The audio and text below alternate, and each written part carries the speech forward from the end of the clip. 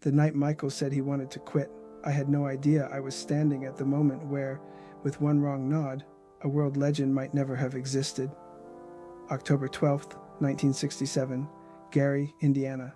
I grew up in a small house in Gary, Indiana, where the smell of old wood, the sound of laughter, the sound of footsteps on wooden floors, and long practice sessions were indelible memories.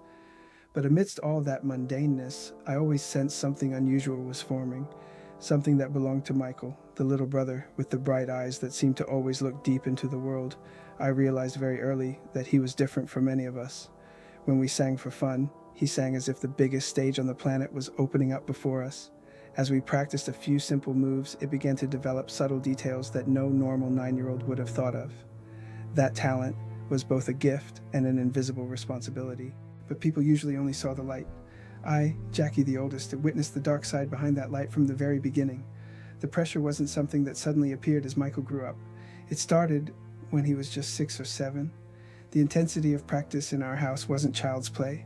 Every time the schedule got tighter, I saw the tension on the faces of the younger brothers, especially Michael. Even though he was the youngest, Michael was forced to be the lead singer, the centerpiece, the one the group and the family trusted. Things got more dramatic when we were preparing for the Motown audition. It wasn't just an audition. It was a door to a new life, a new future, even a chance to escape the difficult life in Gary. And to achieve that, we could not make mistakes. But for a 9-year-old, that pressure was really too much. I remember that day, the day when I felt like there was something heavy inside me that I could not name. We ran the program continuously. Michael sang, danced, rehearsed, adjusted the rhythm, redid every little detail.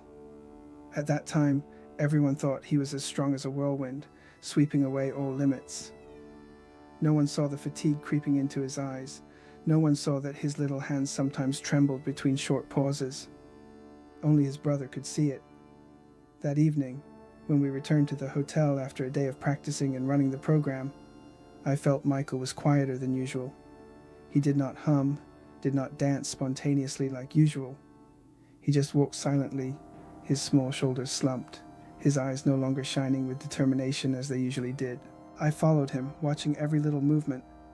As the eldest, I always had a habit of watching my younger brother, especially Michael. He had never been good at hiding his emotions from me. Not because he didn't know how, but because there was something like an invisible string between us. When he was happy, I knew right away. When he was worried, I could feel it without saying a word. That night, that string tugged.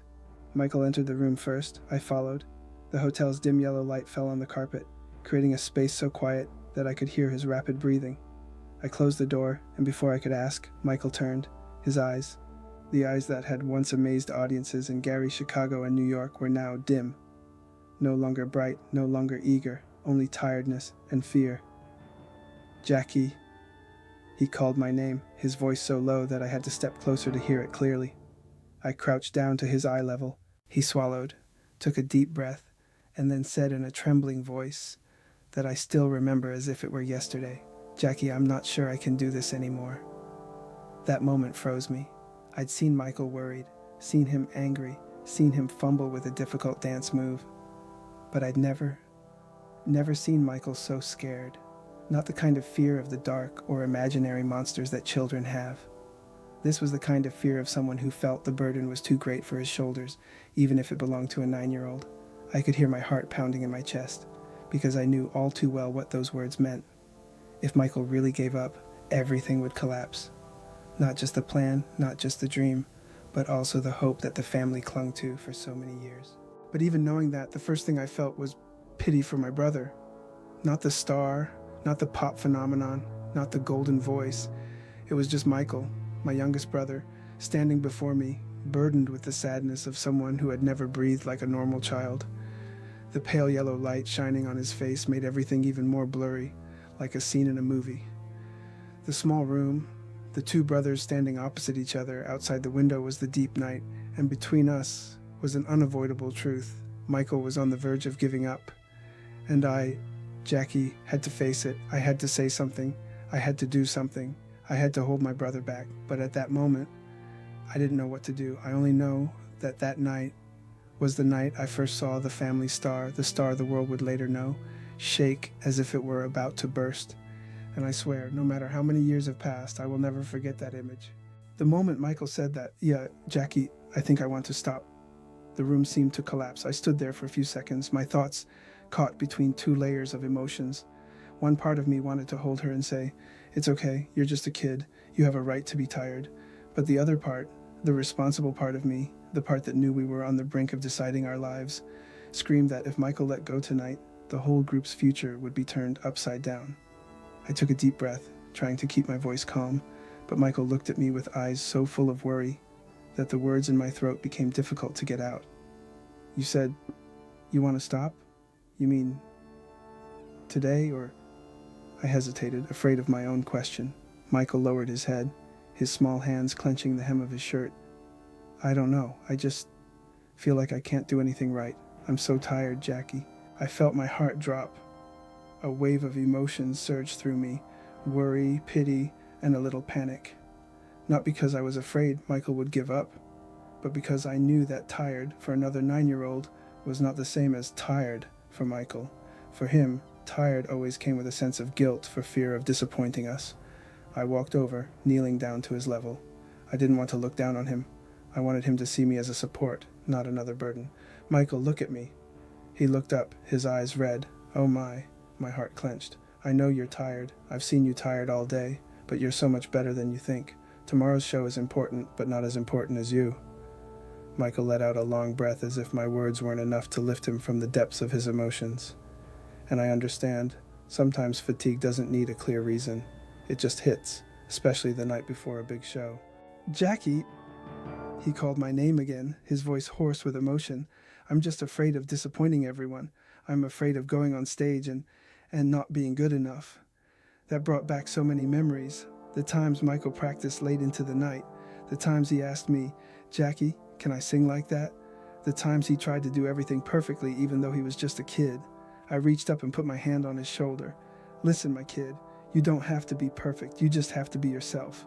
People love your singing because you're sincere with the music, not because you don't make mistakes." But Michael shook his head. "No, you don't understand. Everyone expects a lot from you, and you're just a kid." That stabbed me like a cold needle, because yes, he was just a kid thrust into the eye of a storm of expectations and responsibilities that no one his age should have to bear. I suddenly found myself caught between two worlds. On one side was my brother, who wanted to shield me from it all. On the other was a member of the group who understood that Michael's presence on stage was the soul of the Jackson 5. A long silence fell over the room. Outside was the faint sound of city traffic, the faint sound of wind whistling against the glass. But inside, it was just the two of us and a decision that could change the future. I wondered, if I said the wrong thing, if I pushed him too hard or too lightly, would Michael be able to get up? I swallowed, then said softly, "Michael, do you know why I always look at you when we practice?" His eyes widened, somewhat surprised. "Because I want to make sure you're okay. I know you're more than you're letting on. And if one day you really don't want to go on, I won't force you. But I believe, not because I'm your brother, but because I can see that there's a fire in you that's stronger than fear." I looked into his eyes. "You don't have to be strong all the time, just a little stronger. Tonight." Michael stood still, so still I could hear his shaky breathing. His eyes were wet, but I saw something change, a small, flickering, persistent light, like a fire being rekindled. He said very softly, "Do you think I can do it?" I gave him a small smile, the smile of a big brother who has all his faith in his younger brother. "I don't think, I'm sure." A long gap passed. Michael looked down at his hands, then raised his head. His eyes were no longer dark, but bright. "Okay," he whispered. "I'll try again." That made me breathe out of the abyss.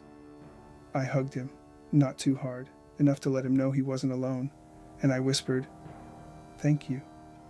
Not because he agreed to act, but because he hadn't given up on himself.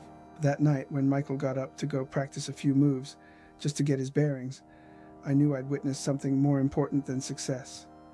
The moment a child faced his own fears and chose to stand up, I didn't know it would change our lives.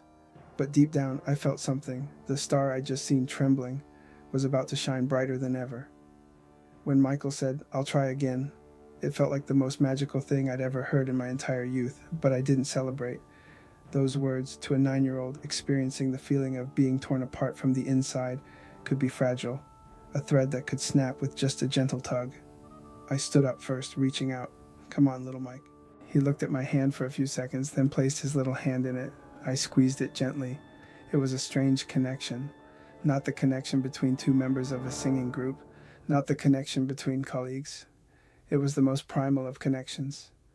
Two brothers leaning on each other to get through a tiring night. Michael sat on the edge of the bed, his legs dangling lightly in the air. He slowed his breathing, trying to steady himself. I sat close to him, just to let him know I was there, but not to disturb his thoughts.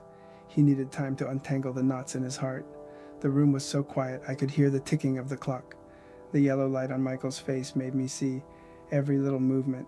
His eyelashes fluttering, his lips pursed, then relaxed, then pursed again.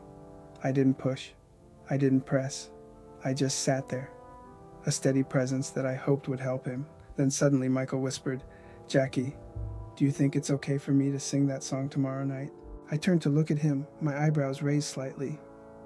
"You're asking about who's loving you, right?" He nodded. "Why not?" I asked. He replied in an almost innocent voice, "Because it's too sad. I'm afraid. My emotions aren't enough." I almost laughed, not because of the innocence of the statement, but because of the truth. A 9-year-old worried that he wasn't able to convey the emotions of a song meant for adults. I shook my head, smiling slightly. "Michael, don't you know? Adults have to go through a lot of things in life to sing that song properly. But you have something different. You sing with a pure heart. That's what moves everyone." Michael didn't reply, but his eyes lit up a little. I knew he was considering what I said. I stood up, reaching out to adjust the small microphone we brought with us to the room, a habit the group had when they went on a tour. Michael looked at me hesitantly, as if he wasn't ready. I turned back, crossing my arms. "Let me try singing a little bit softly." He shook his head slightly. "I'm afraid if I don't sing well, you'll be disappointed."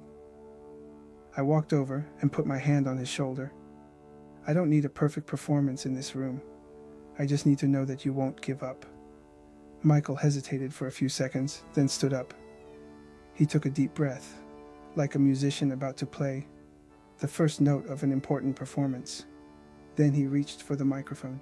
No accompaniment, no stage lights, no cheers, just a 9-year-old boy in a quiet hotel room. Then he spoke. The first note, a little shaky. The second, still unsure. But the third, the fourth, gradually became more certain. My whole body straightened, as if I had just seen something magical. Michael didn't just sing. He poured his heart into each word. That voice, though not yet loud, not yet thick, had a powerful sincerity that would make any listener stop. I saw his shoulders relax. I saw the way he breathed into each word, each phrasing. He was no longer singing because of the pressure of the show. He was singing because he wanted to sing. In that moment, I swore to myself, Michael was no longer the trembling child in my arms. He was entering a new version, a Michael more confident, more determined, and much stronger. When he finished that short verse, the room fell silent again. Michael dropped the microphone, eyes wide, breathing heavily, like he had just run a long run. I looked at him, smiling proudly. "You see, that's you. That's the real you." Michael leaned down, but this time not out of fear. He was trying to hide the small smile that was forming at the corner of his lips. "You did it, right?" he asked, his voice soft but hopeful. "Of course," I replied without thinking.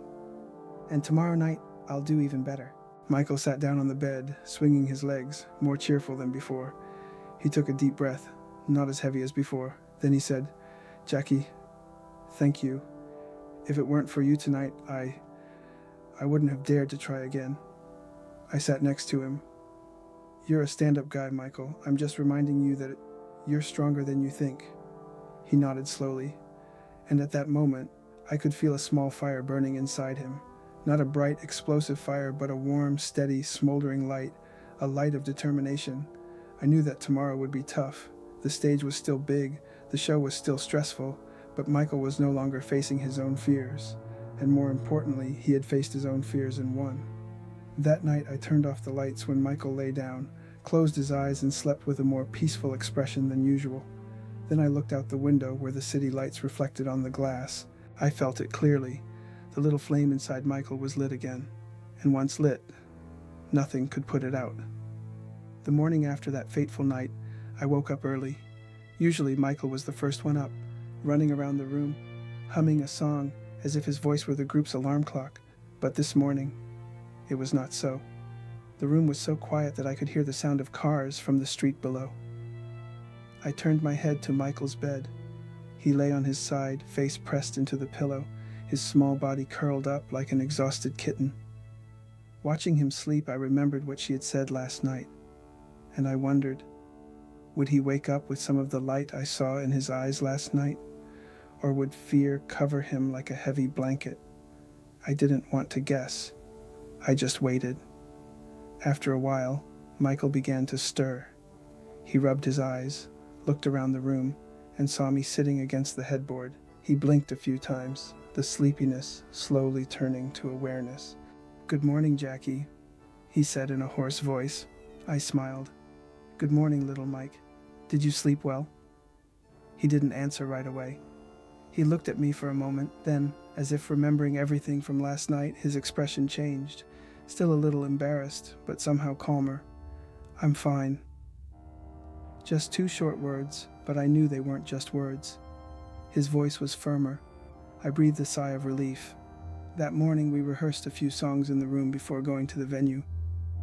For some reason, Michael seemed different. He no longer mumbled or looked down at his feet when he sang.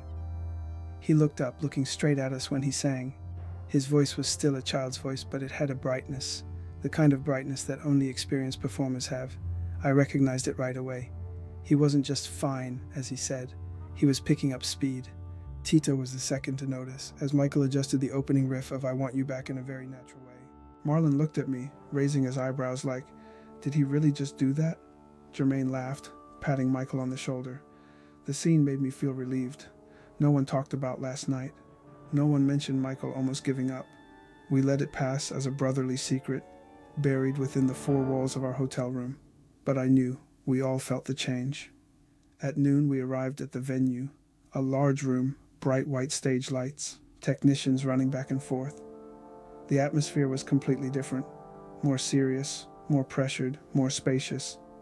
The empty stage was terrifying, a deep black void, as if waiting for someone to enter and swallow up our confidence. I looked at Michael. He stood there, hands in his pockets, eyes staring out into the vast space. I was a little worried. Would the stage make him flinch again? But no. Michael walked to the edge of the stage, leaned down to look down at the empty audience seats. He touched the floor lightly with his hand, as if refamiliarizing himself with his home. Then he stood up, took a deep breath. "So big," he whispered, "but beautiful." I said nothing, just looked at him. In that moment, I suddenly understood. Last night didn't weaken Michael. Last night made him mature. When we rehearsed the routine, something strange happened. Michael began to lead the group, even though he was the youngest. When the tempo needed to be faster, he reminded. When the harmony was a little off, he pointed it out right away. He even tried to improvise a few small dance moves, as if his creative instincts had been awakened strongly, not in a directing way, but in a very natural way. He felt the rhythm. He heard something we hadn't heard. I stood there watching Michael sing, dance, try again, and the boy who had been trembling in front of me last night was now moving like a real artist, knowing every rhythm in the palm of his hand. A technician in the distance looked at Michael for a long time and said to me, "There's something different about this kid." I smiled. "Yes, I know." In the afternoon, when the show started, everything became more chaotic. The sound of the audience taking their seats, the final speaker test, the calls from backstage. But amidst all that noise, I looked for Michael. He was leaning against the wall near the wings, holding the microphone, his eyes closed. I thought he was nervous. I stepped closer. "Michael, are you okay?" He opened his eyes, and for the first time that night, he looked straight at me with a look I'd never seen before. Not the look of a child needing reassurance from his older brother. Not the look of stage fright, but the look of someone who knew he was about to do something big. "I'm okay, Jackie," he said calmly. "I'm ready." That statement gave me goosebumps all over, because last night, Michael had been shaking in his room. Today, he stood firm amid the sound waves and the lights waiting to explode. When the MC called, "Ladies and gentlemen, the Jackson 5, we stepped onto the stage. The audience roared. The sound was so loud it seemed to pierce through my skin. I turned to look at Michael one last time before we began. He smiled, tilting his head slightly, a confident smile I had never seen before. Then the song began. Michael stepped to the microphone in the middle. The 9-year-old stood there, small, but in the spotlight he looked like the center of the world. And when he sang the first line, the audience almost held its breath. I stood next to him, choking with pride. That voice or that presence now no longer belonged to a child shivering in the dark. It belonged to an unstoppable force. I had seen many moments of my family, but that moment was the moment I knew Michael would change everything. When we finished performing that night, Michael ran backstage, sweat dripping from his forehead, cheeks flushed, breathing hard, but his smile as bright as a spotlight. Before I could say anything, he threw himself into my arms and hugged me tightly. "Jackie, you did it." His voice was shaky, but it was from joy, not fear. I hugged him back, relief washing over me like a wave. I knew it. I knew you could do it. And it was true. I knew it. I always knew it. But in that moment, as we hugged each other in the cramped backstage smell of hot equipment, all I could think of was this. My brother had beaten himself. I didn't know. None of us did.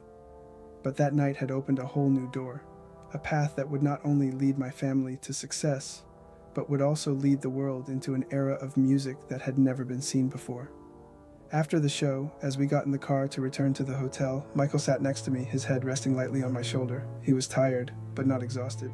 It was a pleasant kind of tired, tired from doing his best, tired from achieving something he thought he wasn't strong enough to do the night before. I sat still, letting him lean on me, because I knew that, even though he had just exploded on stage like a great artist, he was still just Michael, a 9-year-old with bright eyes and a sensitive heart. I watched my brother doze off against my shoulder, listening to his steady breathing, and I suddenly remembered the moments in the hotel room last night.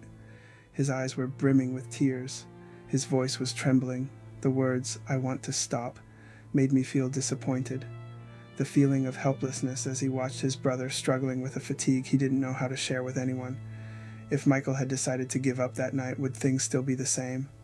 I think definitely not. Part of me still can't believe the simple truth. One night, one kid's decision, and the whole future changed. Not the textbook kind of change, but the kind that creates a living legend. I remember years after Thriller hit its peak, when Michael stood on stage in front of a sea of people cheering like a crashing ocean, when my brother became one of the biggest icons music has ever seen. People asked me, "Jackie, when you were a kid, did you know Michael would become what he became?" And I always answered with the truth. I knew Michael was special, but I only truly understood his strength one night when he almost gave up, and then got back up. I've never forgotten. The strange thing is, the memory of that night isn't just a sad memory, it's a milestone, a silent reminder Michael didn't give up, even when it was scariest. And it was that youthful determination that created dance moves that wowed the world, hits that touched the hearts of millions' feet, that defied gravity, cinematic music videos that changed the role of music on television, and something bigger than any title. Inspiration for generations to come, that art can reach the extraordinary. If you ask me when Michael Jackson, the legend, was born, I wouldn't say it was the night of the release of Thriller, or the first Billie Jean, or the moonwalk that blew up the arena. No, for me it started in a hotel room, a child standing in a dim yellow light, a voice whispering, "I want to stop," and a decision, small but stronger than genius. Sometimes people think legends are made on big stages, under bright lights, in front of thousands of people. But I, Jackie, know a different truth. Legends are born in the quiet moments, when no one is watching, on nights when fear is stronger than light, in moments when just falling down can change everything. Michael rose from his own little destiny, not because of applause, but because of something very human. He refused to let fear determine his path. And it was the simple courage of a 9-year-old boy that took us from Gary, Indiana, into the world's spotlight. Years later, when someone asks me what makes Michael Michael, I don't talk about the voice, the technique, or the dancing, even though all of those things were extraordinary. I said, Michael was stronger than anyone had ever seen. There was a night when my brother almost broke. But then he stood up. And that night, the night when it was just me and Michael in that hotel room, changed everything. No one on stage that day knew they were seeing a legend reborn. No one knew that the little boy holding the microphone had wanted to give up just a day before. Only two people knew, me and Michael. And that is the most beautiful secret of my life. When I look back, every second of that night is still vivid in my memory. Not faded, not blurred, not diminished by time. Because that night was not just the night a boy stood. It was the night the future of music turned. And I, Jackie Jackson, was there to witness the moment a star trembled, then burst out stronger than ever.